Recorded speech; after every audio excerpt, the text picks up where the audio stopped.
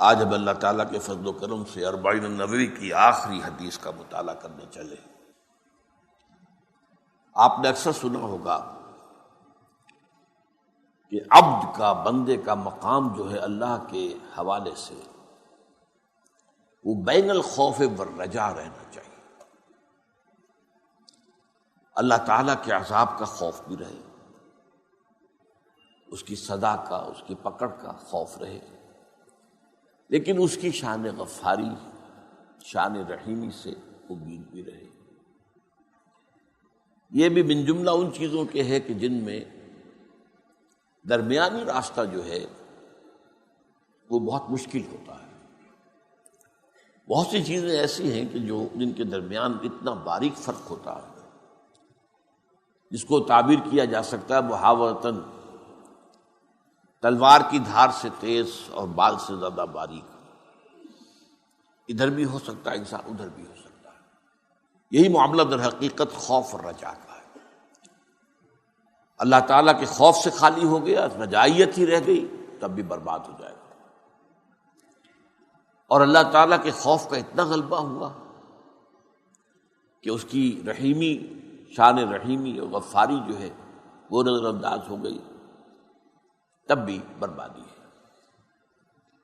اب میں نے جو آیات تلاوت کی ہیں ان میں سب سے پہلے تو وہ آیت ہے جس میں اللہ تعالیٰ نے تمام گناہوں کی مغفرت کا وعدہ کیا۔ یہ سورہ زمر کی بڑی اہم آیت ہے۔ قل یا عبادی الذین اسرفوا علی انفسہم، اے نبی کہہ دیجئے اے میرے وہ بندوں جنہوں نے اپنے اوپر ظلم کیا ہے۔ ظاہر بات ہے گناہ جو ہے اپنی ذات پر ظلم ہے، اللہ کا تو کچھ نہیں بگڑتا، اپنا ہی مستقبل برباد کرتا ہے انسان، اپنی ہی شخصیت کو کجی کی طرف لے جاتا ہے۔ گناہ کا ایک نتیجہ تو آخرت میں نکلنا ہے، ایک اس دنیا میں کہ اس کی شخصیت جو ہے صحیح رخ کی بجائے غلط رخ پر پڑ جاتی۔ تو اے میرے وہ بندو جنہوں نے اپنے آپ پر ظلم کیا ہے، زیادتی کی ہے، لا تقنطوا من رحمت اللہ، اللہ کی رحمت سے مایوس مت ہو۔ ان اللہ یغفر الذنوب جمیعا وانہ هو الغفور الرحیم، اللہ تمام گناہ معاف کر دے گا، اور وہ غفور بھی ہے، رحیم بھی ہے، بخشنے والا ہے، رحم فرمانے والا ہے۔ اس آیت میں گویا کہ کوئی استثناء بھی نہیں ہے، اللہ تعالیٰ نے تمام گناہوں کی معافی کی امید دلائی ہے، رجائیت ہے یہ۔ ویسے آپ کو معلوم ہے قرآن مجید بھرا پڑا ہے تقویٰ، خوف، خشیت، اس کی تلقین۔ یہ تو یوں کہیے کہ اصل میں قرآن مجید پر غالب جو رنگ ہے وہ انذار کا ہے، تخویف کا ہے، خشیت الہی کی طرف دعوت دینے کا ہے، یہ رنگ غالب ہے قرآن میں۔ لیکن اس کے ساتھ ہی رجا کا پہلو، امید کا پہلو، اس کو بھی قرآن نے نمایاں کیا ہے۔ اگرچہ اگر آپ ویسے مقابلہ کریں کتنی مرتبہ وہ آیا، کتنی مرتبہ یہ آیا، تو خوف کا غلبہ غالب ہے، اس میں کوئی شک نہیں۔ اس کے دو اسباب ہیں، سمجھ لیجئے، اس لیے کہ اس معاملے میں عیسائیوں نے اعتراض کیا ہے قرآن پر اور مسلمانوں پر اور اسلام پر، اور بظاہر ان کا اعتراض درست معلوم ہوتا ہے کہ قرآن مجید میں اور اسلام میں اللہ کے خوف پر زیادہ زور ہے، جبکہ انجیل میں حضرت عیسیٰ کی تعلیم میں اللہ کی محبت کا زیادہ رنگ ہے۔ میں نے کہا یہ بات بہت حد تک صحیح ہے، اگرچہ حضرت عیسیٰ علیہ السلام کی تقاریر اور خطبات اور مواعظ میں وہ خوف کا رنگ بھی بہت ہے، انذار کا رنگ بھی بہت ہے، لیکن غالب ہے محبت۔ اسلام میں یہ کیوں ہے، قرآن میں ایسا کیوں ہے؟ اس کے دو اسباب۔ پہلا سبب تو یہ ہے کہ قرآن جس ماحول میں نازل ہو رہا تھا، ظاہر بات ہے کہ اگرچہ ابدی کلام ہے اور اس کی تعلیمات ابدی ہیں، لیکن پھر بھی نازل تو ایک خاص وقت میں ہوا، ایک خاص علاقے میں ہوا ہے، ایک خاص قوم اس کی مخاطب اول تھی۔ اور اس کی جو کیفیت تھی، نہ وہ کسی توحید سے واقف، نہ کسی رسالت سے واقف، نہ کسی شریعت سے واقف، نہ کسی کتاب سے واقف، ہر اعتبار سے امی قوم، اور اخلاقی گراوٹ انتہا کو، سیرت کی پستی انتہا کو. تو وہاں ظاہر بات ہے کہ انذار کا رنگ غالب ہونا لازم تھا تاکہ ہوش میں آئے، لوگ جاگے. وہ بجلی کا کڑکا تھا، یا صوت ہادی، تو بجلی کا کڑکا تھا. القارعہ ما القارعہ وما ادراک ما القارعہ، یہ انداز دیکھیے. الحاقہ ما الحاقہ وما ادراک ما الحاقہ، یہ اسلوب ہے. تو اسی لیے قرآن مجید میں نبأ العظیم کہا گیا قیامت کے تصور کو. عما یتساءلون عن النبأ العظیم الذی هم فیہ مختلفون. اور وہ یوم الحساب ہے، جزا و سزا کے دن کا فیصلہ ہوگا، یہ فیصلے کا دن ہے. تو اس میں ایک اعتبار سے اس وقت کے حالات کے خاص طور پر پیش نظر انذار کا رنگ، تخویف کا، خشیت کا، یہ غالب ہے. نمبر 2 یہ کہ محبت کے رمز آشنا کم ہوتے ہیں. عوام کی اکثریت جو ہے وہ کسی کے برے نتیجے کے پیش نظر تو کسی کام سے باز آ سکتی ہے. محبت شاعری بن جاتی ہے، عشق خداوندی کے دعوے ہو رہے ہیں، عمل دیکھیے تو زیرو ہے. عشق رسول کے دعوے، نعتوں میں زمین و آسمان کے قلابے ملائے جا رہے ہیں، عمل دیکھیے تو زیرو ہے. اس پہلو سے یہ جو رجائیت کا پہلو ہے، اس کے غلط رخ پر مڑ جانے کے امکانات زیادہ ہیں. اور عوام الناس کے اندر زیادہ شے جو ضروری ہے وہ اما من خاف مقام ربہ ونہى النفس عن الہوى، آیات آ چکی. وہ لوگ یا وہ شخص جو اپنے رب کے حضور میں کھڑے ہونے سے ڈرتا رہا، کانپتا رہا، لرزتا رہا، ایک دن آنا ہے اور مجھے اپنے رب کے حضور میں پیش ہونا. من خاف مقام ربہ، اور اس کے نتیجے میں اس نے اپنے نفس کو خواہشات سے روکے رکھا، اس کی گھوڑے کی منہ زور گھوڑے کی لگام کھینچ کر رکھی.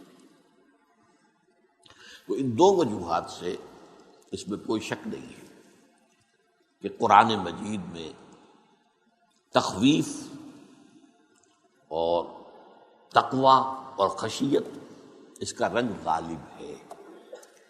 البتہ یہ کہ محبت کا پہلو بھی موجود ہے. والذین آمنوا اشد حبا للہ، محبت اللہ کی، اللہ کے رسول کے، اس کی راہ میں جہاد کرنے کی. یہ محبت جو ہے زبانی کلامی محبت نہیں، اس کی نفی کر دی گئی. قل ان کان آباؤکم وابناؤکم واخوانکم وازواجکم وعشیرتکم واموال اقترفتموها وتجارۃ تخشون کسادها ومساکن ترضونها احب الیکم من اللہ ورسولہ وجہاد فی سبیلہ فتربصوا حتی یأتی اللہ بامرہ واللہ لا یہدی القوم الفاسقین. اے نبی کہہ دیجئے واشگاف الفاظ میں، ان کے کان کھول دیجئے، انہیں کان کھول کر سنا دیجئے. دیکھو جائزہ لے لو اپنے من کے اندر، اپنے دل میں، اپنے باطن میں ایک ترازو جو ہے کھڑی کر لو. ایک میزان قیامت کے دن کی ہوگی، ایک میزان آج اپنے اندر نصب کر کے جائزہ لے لو. 8 محبتوں کو ایک پردے میں ڈالو. اگر تمہیں اپنے باپ، اپنے بھائی، اپنے بیٹے، اپنے اسپاؤسز، زوج جو ہے وہ دونوں طرف جاتا ہے. مرد کے لیے بیوی زوج ہے اور بیوی کے لیے شوہر زوج ہے. اور تم رشتہ دار، تمہارے قربا قبیلہ، اور وہ مال جو تم نے بڑی محنت سے کمائے ہیں، اور وہ کاروبار جڑی مشکل سے جمائے ہیں، اب ان میں تمہیں کساد بازاری کا خوف رہتا ہے، نندا نہ ہو جائے. اور وہ جو تم نے اپنے محل بنائے ہیں، بڑے محبوب ہیں تمہیں، بڑے چاؤ سے تعمیر کی گئی ہے، اور یہ کہ بڑے اہتمام سے انہیں فرمش کیا گیا ہے. اس کا جو آرکیٹیکچرل نظام بنایا گیا ہے، اس کی تزئین و آرائش ہوئی ہے، اس کو فرنش کیا گیا ہے. اس میں کہاں کہاں سے ہر دانگ عالم سے وہ جو اینٹیکس لا کے رکھے گئے یہ تمہیں بہت محبوب ہے. اگر یہ 8 محبتوں کا غلبہ ہو جائے ایک پرڈے میں والے میں، اور دوسرے میں 3 محبتیں اللہ کی، اس کے رسول کی، اور اللہ کی راہ میں جہاد کرنے کی. وہ جو میں نے کہا یہ اللہ اور اس کے رسول کی محبت شاعری بن جاتی ہے، زبانی کلامی ہو جاتی ہے، اس کا شاہد ہونا ضروری ہے. وہ ہے جہاد فی سبیل اللہ. اگر اللہ کے دین کے غلبے کرنے کی جد و جہد ہے تو اللہ کی محبت اور رسول کی محبت کا ثبوت ہے، ورنہ نہیں ہے. تم باطل کے غلبے پر راضی ہو بیٹھے ہو. اگر آپ باطل کے غلبے کے تحت تقویٰ اس کی امید کیے بیٹھے ہیں بغیر اس کے کہ اس کے خلاف جد و جہد ہو رہی ہو، تو یہ سیلف ڈسپشن ہے، اپنے آپ کو دھوکہ دینا ہے. یخادعون اللہ والذین آمنوا وما یخدعون الا انفسهم. یہ دھوکہ دینا چاہتے ہیں اللہ کو، والذین آمنوا، اور اہل ایمان کو، حالانکہ نہیں دھوکہ دے رہے مگر صرف اپنے آپ. اس لیے میں نے کہا کہ قرآن پر اس میں کوئی شک نہیں ہے کہ تخویف اور تقویٰ اور انذار اس کا رنگ غالب ہے. البتہ محبت کا ذکر بھی موجود ہے. اب آج کی جو حدیث ہے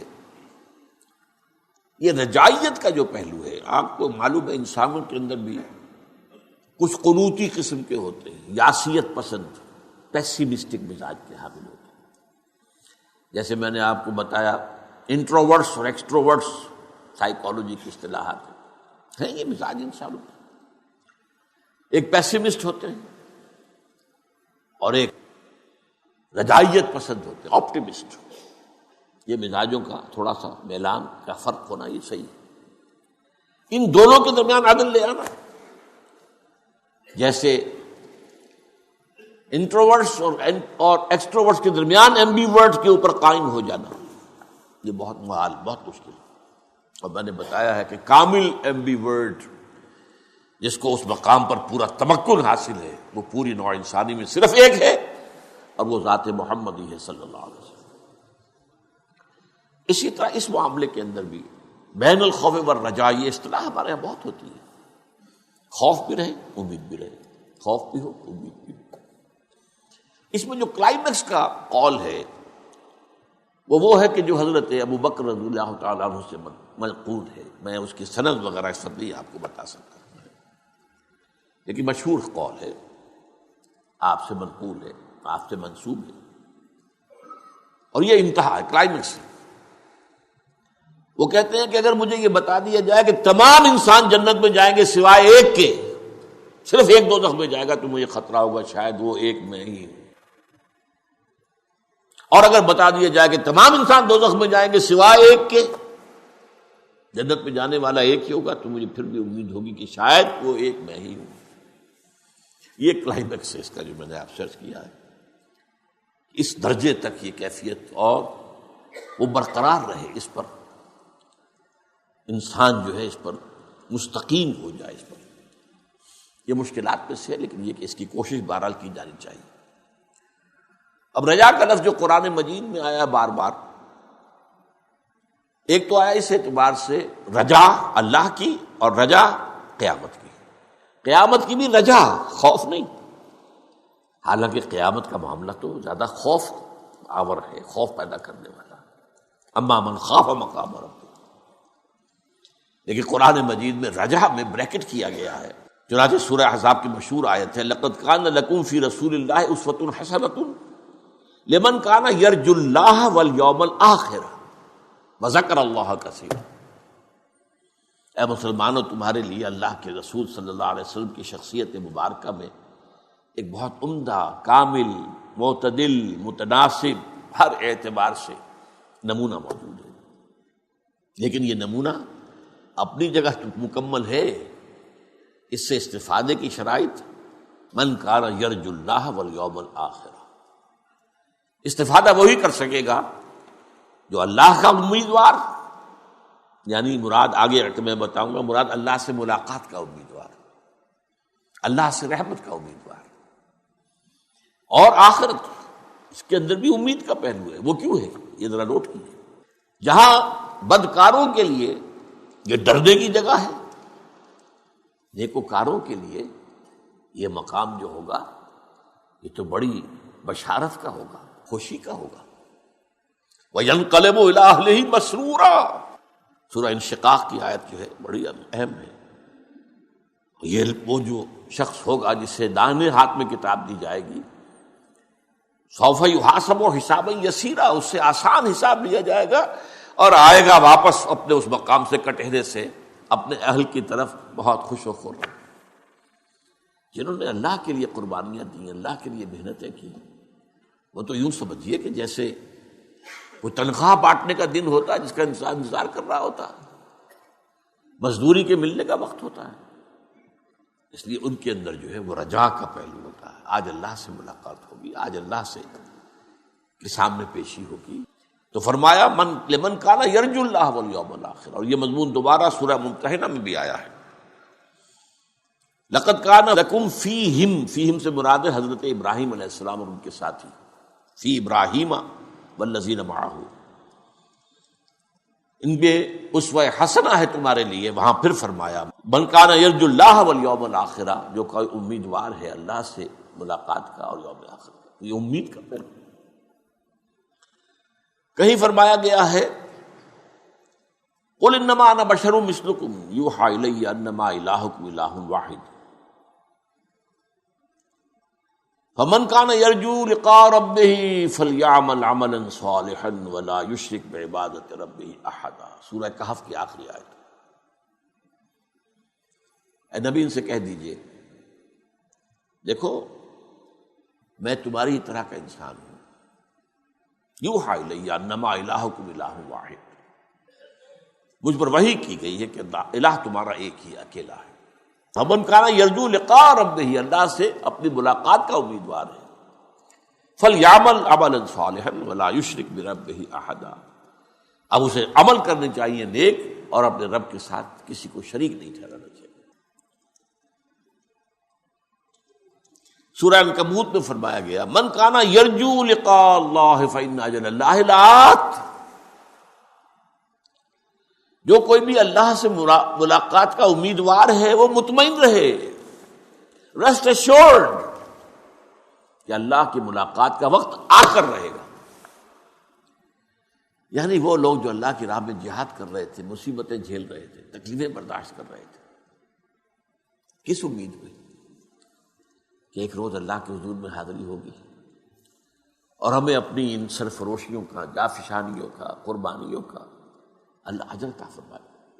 شیطان وسوسہ اندازی کرتا رہے گا، لوگ کہتے رہے کس خیال میں پڑے ہو، کس نے دیکھا آخرت کو، مرنے کے بعد کسی نے آ کے کوئی خبر دی آج تک، کس امید موہوم میں تم اپنے آپ کو ہلکان کر رہے ہو، پتہ نہیں وہ دن آتا بھی ہے کہ نہیں آتا۔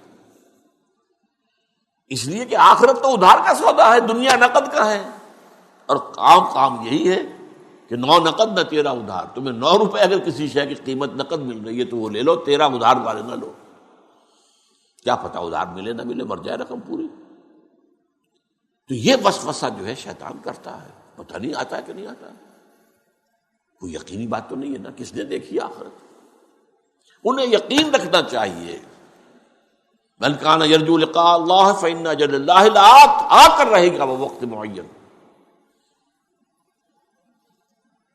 سورۃ الزمر میں وَيَرْجُو رحمت ربہ، وہ شخص کے جو اپنے رب کی رحمت کا امیدوار، اور یہی سورہ بنی اسرائیل میں بھی میں پچھلے دنوں یہ آیت آپ کو سنا چکا ہوں کہ یہ مشرکین جن آلہہ کو پکارتے ہیں، یعنی انبیاء، صدیقین، اولیاء اللہ یا ملائکہ جو فی الواقع موجود ہیں، ان کے وجود سے تو انکار نہیں ہے، باقی اور جو کچھ گھڑ لیے ہیں وہ اپنے طرف سے، ان کے لیے تو کوئی دلیل نہیں ہے، نہ عقل میں، نہ نقل میں، نہ وحی میں، لیکن یہ تو واقعہ ہے، فرشتے ہیں، ملائکہ ہیں، اولیاء اللہ کی ارواح ہیں، انبیاء کی ارواح ہیں، لیکن یہ ان کو جو پکار رہے ہیں یہ کام غلط کر رہے ہیں۔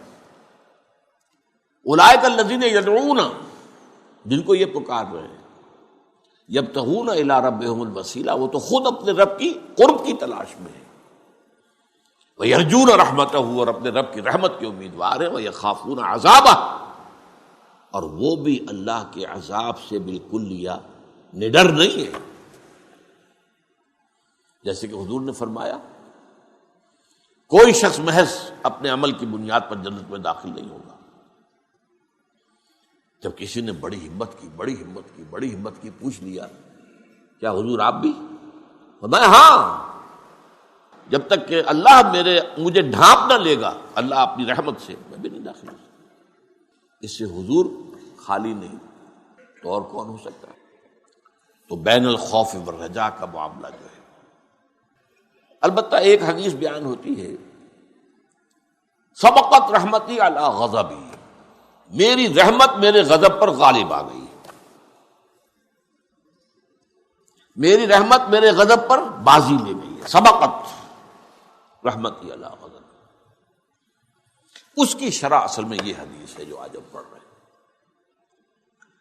اس میں اللہ کی ایک شان آئی ہے کہ وہ غنی ہے بے نیاز. جیسے فرمایا ایک جگہ پر ما یفعل اللہ بعذابکم، اللہ کو تمہیں عذاب دے کر کیا لینا ہے. لئن شکرتم وآمنتم، اگر تم ایمان اور شکر کا راستہ اختیار کرو تو اللہ معاذ اللہ سیڈسٹ نہیں ہے کہ کسی کو تکلیف دے کر اسے خوشی ہوتی ہے. معاذ اللہ ثم معاذ ما یفعل اللہ بعذابکم.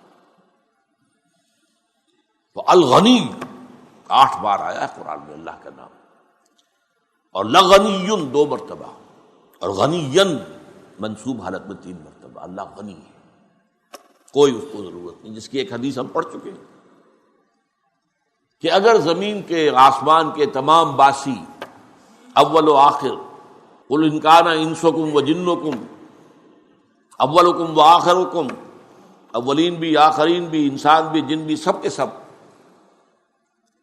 جو بدترین انسان ہو سکتا ہے ویسے بن جائیں تب بھی اللہ کی سلطنت میں کوئی کمی نہیں ہوگی. اور اگر تمام انسان تمام جن اولین و آخرین سب ولی بن جائیں اللہ کے تو اللہ کی سلطنت میں کوئی اضافہ نہیں ہوگا. یہ ہے اس کی شان غنی. غنی حلیم کہیں کہا گیا ہے، غنی حمید کہیں کہا گیا ہے، غنی کریم کہیں کہا گیا ہے. تو یہ 2 چیزیں جو ہے رجائیت اللہ سے اور اللہ کی شان استغنا، اس کا بیان ہے در حقیقت اس حدیث میں، جس کے راوی حضرت انس بن مالک رضی اللہ تعالی. وہ فرماتے میں نے خود سنا اللہ کے رسول کو فرماتے ہوئے. یہ انداز ایسا ہے کہ جو بڑا یقینی ہو جاتا ہے. سمیٹو میں نے خود سنا. اگر عن سے کہا جا رہا ہو تو ہو سکتا ہے کہ وہ بات کسی اور صحابی سے ان صحابی تک پہنچی ہو، ان سے مروی ہے. اچھا انہوں نے خود سنا ہے، یہ کیا ہے؟ یہ یقینی بات نہیں ہوتی. لیکن سمیٹو میں نے سنا. قال اللہ تعالی، یہ حدیث قدسی ہے جس کی کئی مرتبہ میں آپ کے سامنے ڈیفینیشن بیان کر چکا ہوں. اللہ تعالیٰ فرماتا ہے یا ابن آدم، اے ابن آدم، انک ما دعوتنی ورجوتنی، تو جب تک مجھے پکارتا رہے گا اور مجھ سے امید باندھے رکھے گا، غفرت لک علی ما کان منک ولا ابالی، میں تجھے معاف کر دوں گا جو بھی کچھ ہوگا تیرے پاس، جتنے گناہوں کا بار تو لے کر آ جائے گا. اور بڑا پیارا لفظ ولا ابالی، اور مجھے اس کی کوئی پرواہ نہیں. یہ نہیں ہے کہ کسی انسان کے ساتھ آپ نے زیادتی کیا اس کے اندر انتقام کا جذبہ ہے، جوش ہے. اگرچہ ہے لفظ انتقام بھی آتا ہے قرآن میں، وہ شان دوسری بھی موجود رہنی چاہیے، خوف والی بھی. اس اعتبار سے لیکن یہ کہ جو رجا کا پہلو غالب ہے، انکا ما دعوتنی، 2 شرطیں ہیں. جب تک مجھے پکارتے رہو، مجھ سے دعائیں کرتے رہو، مجھ سے استغفار کرتے رہو، میری مغفرت طلب کرتے رہو گے، ورجوتنی، اور مجھ سے امید رکھو گے کہ اللہ تعالیٰ رحیم ہے، اللہ تعالیٰ غفور ہے.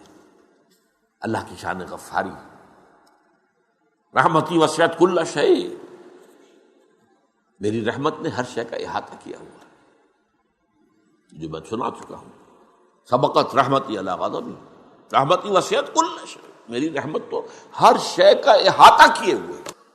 تو جب تک مجھے پکارتے رہو گے اور مجھ سے امیدوار رہو گے، غفرت لک علی ما کان منک، تو جو بھی کچھ تجھ میں سے ہوگا، جو خرابیاں، جو برائیاں، جو گناہ، میں تجھے معاف کر دوں گا، ولا ابالی، اور مجھے اس کی کوئی پرواہ نہیں ہوگی۔ یہ ہے شان استغنا، الغنی، غنی عن العالمین، سورہ آل عمران میں آیا ہے۔ جو حج کی استطاعت رکھنے کے باوجود نہ حج کرے تو گویا کہ وہ ایک طرح کا کفر کر رہا ہے، اور اللہ تعالیٰ غنی ہے تمام جہان، اس سے کوئی ضرورت نہیں ہے کہ تم جاؤ ضرور اس کے گھر کا طواف کرو، وہ تو غنی ہے۔ یا ابن آدم لو بلغت ذنوبک عنان السماء ثم استغفرتنی غفرت لک، اے میرے بندے، اے آدم کے نسل، اے ابن آدم، اگر تیرے گناہ آسمان تک پہنچ جائیں، ان کا انبار اتنا ہو کہ آسمانوں کو چھو رہا ہو، اور کہ پھر بھی تم مجھ سے استغفار کرے گا تو میں تجھے معاف کر دوں۔ آخری شکل، یا ابن آدم انک لو اتیتنی بقراب الارض خطایا، اگر تو میرے پاس حاضر ہوگا زمین کے حجم جتنے گناہ لے کر، ثم لقیتنی، اور پھر تو مجھ سے ملاقات کرے گا، اب آ گیا وہ لفظ استثناء والا، لا تشرک بی شیئا، یہ شرط پوری کرتے ہوئے کہ میرے ساتھ شرک میں ملوث نہیں۔ یہ مضمون میں نے آیت پڑھی آپ کے سامنے کہ 2 مرتبہ آیا سورہ نساء میں، ان اللہ لا یغفر ان یشرک بہ، اللہ اسے تو ہرگز معاف نہیں کرے گا کہ اس کے ساتھ شرک کیا جائے، وَيَغْفِرُ مَا دُونَ ذَلِكَ لِمَن يَشَاءُ، بخش دے گا جو بھی کچھ ہوگا اس کے سوا جس کو چاہے گا۔ یعنی یہ بھی نہیں ہے کہ یہ معافی کا اعلان عام ہو رہا ہے، یہ اللہ جس کو چاہے گا، اور جس کو چاہے گا میں کیا شرط ہے؟ اللہ ہی کو پکارتا رہا ہو، کسی اور کو نہ پکارا ہو، اللہ کو پکارا، کہیں غوث العظم کو نہ پکارا ہو، کہیں کسی نبی اور رسول کو نہ پکارا ہو، کسی کو نہ پکارا۔ لا تدعوا مع اللہ احدا، اللہ کے ساتھ کسی اور کو مت پکارو۔ اس اعتبار سے اگر تو میرے پاس آئے گا زمین بھر، زمین کے حجم جتنے گناہ لے کر، ثم لقیتنی لا تشرک بی شیئا، پھر تو میرے ساتھ ملاقات کرے اس حال میں کہ تو نے شرک نہ کیا ہو میرے ساتھ، لَأَتَيْتُكَ بِقُرَابِهَا مَغْفِرَةً، تو میں زمین کے حجم جتنی ہی مغفرت لے آؤں گا تیرے لیے۔ تو شرطیں کتنی آئی ہیں اس حدیث کے اندر، ما دعوتنی و نجوتنی۔ پہلی بات تو یہ ہے کہ اگر تم مجھے پکارتے رہے اور مجھ سے امیدوار ہوئے۔ ایک آیا استغفرتنی، مجھ سے مغفرت چاہیے، اور سب سے بڑی شرط ہاتھی کے پاؤں میں سب کے پاؤں کے مطابق شرک نہ ہو۔ اب اس سے آپ کو اندازہ ہو جانا چاہیے، اور دو مرتبہ جو آئی ہے سورہ نساء میں، شرک کو معاف نہیں کرے گا، یہ اعلان عام ہے۔ تو شرک در حقیقت کتنا عظیم گناہ ہے، لیکن اس کی حقیقت کو سمجھنا آسان کام نہیں ہے۔ ہوس چھپ چھپ کے سینوں میں بنا لیتی ہے تصویریں۔ آپ نے بت سامنے رکھ کر نہیں پوجا، اپنی خواہش نفس کو پوج لیا۔ ہم پچھلی مرتبہ پڑھ چکے ہیں آیات، ارأیت من اتخذ الہہ ہواہ افانت تکون علیہ وکیلا۔ ہے نبی، آپ نے غور کیا اس شخص کے حال پر جس نے اپنی خواہش نفس کو اپنا معبود بنا لیا ہے، اس کو پوج رہا ہے۔ کوئی بت خانہ نہیں ہے، بت خانہ شکستم میں نے بت خانہ تو توڑ دیا، لیکن اندر جو ہے ہوس چھپ چھپ کے سینوں میں بنا لیتی ہے تصویریں، اندر کا بت خانہ آباد ہے۔ تو شرک کی اقسام کیا ہیں، شرک کی حقیقت کیا ہے، اب اس کا جاننا کتنا ضروری ہے۔ ہمارے یہاں بعض مسائل کے اوپر شرک اور توحید کی بحثیں جو ہیں وہ ہنج کر رہی ہیں۔ نور و بشر کا مسئلہ ہے، علم غیب کا مسئلہ ہے، ان مسئلوں پر قبر پرستی وغیرہ کا مسئلہ ہے، ٹھیک ہے، یہ چیزیں بھی اپنی جگہ پر اہم ہیں، لیکن آج کے دور کا شرک جس نے اسے نہ پہچانا، ہو سکتا ہے ہمارے پچھلے علماء نے شرک کی جو اقسام بیان کی ان کے اپنے زمانے کے اعتبار سے تھی، آج وہ شرک بھی ہو رہے ہیں، قبر پرستی بھی ہو رہی ہے، اولیاء پرستی بھی ہو رہی ہے، سب کچھ ہو رہا ہے۔ آج کا اصل شرک نفس پرستی، دولت پرستی، یہ تو ہے انفرادی سطح پر، اور اجتماعی سطح پر حاکمیت انسانی، حاکم تو اللہ کے سوا کوئی نہیں، تم نے انسانوں کو حاکم بنا دیا۔ کبھی ایک ہوتا تھا کوئی شیطان نمرود یا فرعون کی شکل میں، آج تم نے تمام انسانوں کو نمرود بنا دیا۔ وہ نجاست جو ٹنوں ایک شخص کے سر پر رکھی ہوئی تھی اسے تم نے ماشا ماشا سب میں بانٹ دیا۔ نجاست تو نجاست رہے گی، چاہے وہ تولا ہو، ماشا ہو، ٹن۔ آج کا دور یہ ہے مادہ پرستی، میٹیریلزم، سارا توکل، سارا اعتماد مادی وسائل پر ہے، اور اس سے بھی آگے بڑھ کر وطن پرستی، وطن کو معبود بنا دیا گیا ہے۔ اس دور میں اور ہے جام اور ہے جم اور، ساقی نے بنا کی روش لطف و ستم اور، تہذیب کے آزر نے ترشوائے صنم اور، مسلم نے بھی تعمیر کیا اپنا حرم اور ہی بت خانہ بنا لیا ہے۔ ان بتوں میں سے ان تازہ خداؤں میں بڑا سب سے وطن ہے، جو پیرہن اس کا ہے وہ مذہب کا کفن ہے۔ یہ وطن پرستی ہے۔ جے ہند کیا ہے؟ وطن معبود، محبوب ہے۔ قوم کی شیرازہ بندی وطن کی بنیاد پر ہو رہی ہے؟ نہیں، قوم کی شیرازہ بندی ایمان کی بنیاد پر ہونی چاہیے۔ اسلام تیرا دیش ہے، تو مصطفی ہے، نئے افغان منا ترک و تتارین، ہم افغان اور ترک اور تاتاری نہیں ہے، ہم تو ایک شاخ ایمان کے پھول ہیں۔ اس کو سمجھنا بہت ضروری ہے۔ شرک فی الذات، شرک فی الصفات، شرک فی الحقوق، شرک فی العبادت، شرک فی الدعا، اس موضوع پر بہت سی چیزیں شاید میری موت کے بعد ان کی قدر و قیمت ہوگی۔ میرے بڑے ابتدائی تحفے جو تھے اس امت کے لیے، ان میں سے حقیقت و اقسام شرک کے 6 گھنٹے کی تقریریں تھی۔ میرا بھی ابتدائی دور تھا، مسجد دارالسلام میں جب خطابات میرے شروع ہوئی تو 6 گھنٹے کے کیسٹ ہیں اس کے، پھر ان کو اتارا گیا، ان کو مرتب کیا گیا۔ وہ میثاق میں تو چھپ گئے، لیکن کئی سال ہو گئے چھپے ہوئے، لیکن کتابی شکل میں نہیں آئے تھے۔ اب وہ ہے، اس کا آپ فیصلہ کر لیں، حرف بحرف اس کو پورے غور سے پڑھیں، کیونکہ یہ وہ شے ہے جو معاف نہیں ہوگی۔ ان اللہ لا یغفر ان یشرک بہ ویغفر ما دون ذلک لمن یشاء۔ اب آج کی آخری بات یہ ہے، یہ جو میں نے کہا کہ رحمتی وسعت کل شیء، اللہ کا فرمان ہے، اور رحمتی سبقت علی غضبی، اس رحمت خداوندی کا سب سے بڑا مظہر کیا ہے؟ ایک سوال اپنے آپ سے کیجئے، جواب دیجئے خود، جیسے حضور سوال کر لیتے تھے، اتدرون من المفلس، جانتا ہوں مفلس کون ہے؟ اب صحابہ نے جواب دیا، المفلس عندنا من لا درہم لہ ولا دینار، ہم تو مفلس کو سمجھتے ہیں جس کے بعد درہم و دینار نہیں ہے۔ آپ نے فرمایا نہیں، میری امت کا مفلس کوئی اور ہوگا، اس کی اس وقت نہیں میں دے رہا تو تشریح نہیں کر سکتا۔ قرآن مجید میں بھی یہ اسلوب ہے، یا ایھا الذین آمنوا ہل ادلکم علی تجارۃ تنجیکم من عذاب الیم، کیا میں تمہیں بتاؤں، رہنمائی کروں اس تجارت کی طرف جو تمہیں دردناک عذاب سے چھٹکارا دلا دے؟ پھر اس کا جواب ہے۔ تو اسی طرح اللہ کی رحمت کا سب سے بڑا مظہر کیا ہے؟ اس کا نام ہے توبہ۔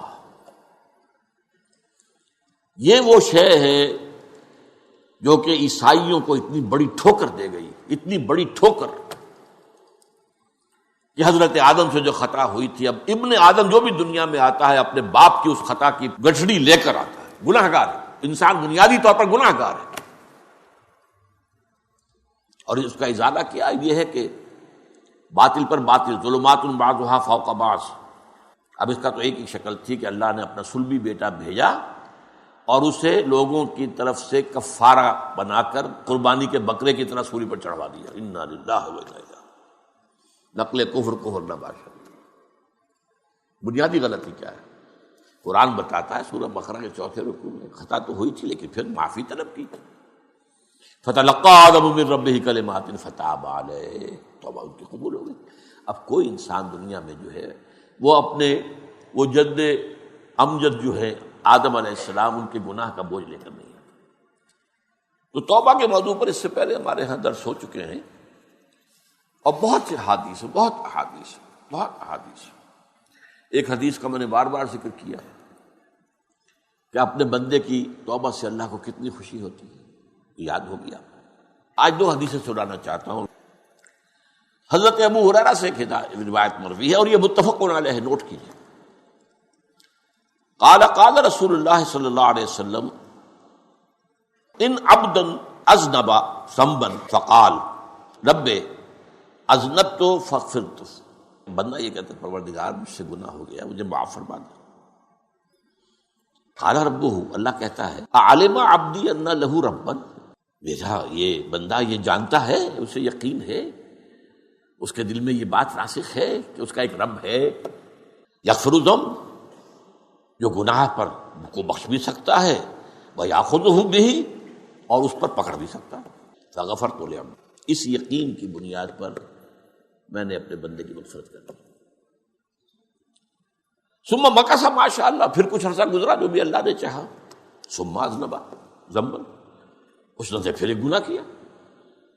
فقال رب اذنبت ذنبا فاغفر لی. پھر کہتا ہے پروردگار مجھ سے پھر گناہ ہو گیا، مجھے بخش دے. فقال ربہ علم عبدی ان لہ ربا یغفر الذنب ویاخذ بہ. میرا یہ بندہ یہ جانتا ہے، اسے یقین ہے، اس کے دل میں یہ بات راسخ ہے کہ اس کا ایک رب ہے جو گناہ کی سزا بھی دے سکتا ہے اور معاف بھی کر سکتا ہے. تو پھر اللہ تعالیٰ فرماتا ہے غفرت لعبدی، میں اپنے بندے کو معاف کر دیتا ہوں. وہی بات لا ابالی، مجھے اس کی کوئی پرواہ نہیں. ثم مکث ما شاء اللہ، پھر کچھ عرصہ گزرا. ثم اذنب ذنبا، پھر وہ گناہ کرتا ہے. فقال رب اذنبت ذنبا آخر فاغفر لی. پروردگار میں تو ایک اور گناہ کر دیا تو مجھے معاف فرما دے. فقال علم عبدی ان لہ ربا یغفر الذنب ویاخذ بہ. یقین ہے میرے بندے کو کہ اس کا ایک رب ہے جو گناہ کو بخش بھی سکتا ہے اور پکڑ بھی سکتا ہے. فلیفعل ما شاء، میں نے معاف کر دیا، آپ جو چاہے کرے. یہاں ہے وہ شان غفاری، فلا ابالی، مجھے اس کی کوئی پرواہ نہیں.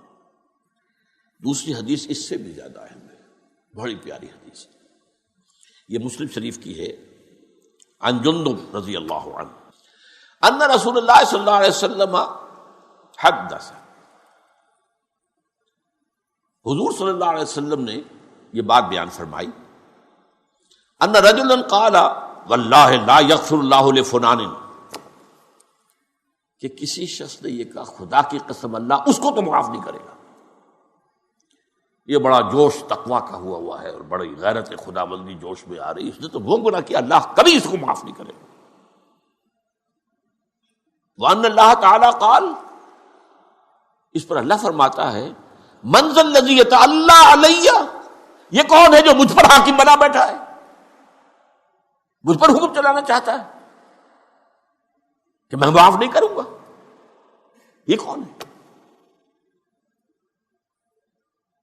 اللہ تعالیٰ فرمائے گا من ذا الذی یتعلی علی انی لا اغفر لفلان مغفر لفلان، کہ میں فلاں شخص کو معاف نہیں کروں گا. فانی قد غفرت لفلان وحبطت عملک، تو میں نے اس کو تو معاف کر دیا اور تیرے سارے اعمال ضائع کر دیے. یہ ہے اللہ تعالیٰ کی شان غفاری. بس شرطیں وہ سامنے رکھیں، اللہ سے دعا، اللہ سے استغفار،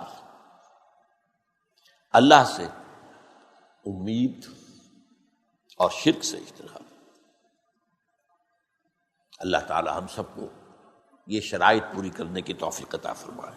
فصلی اللہ تعالی علی خیر خلقہ محمد وبارک وسلم تسلیما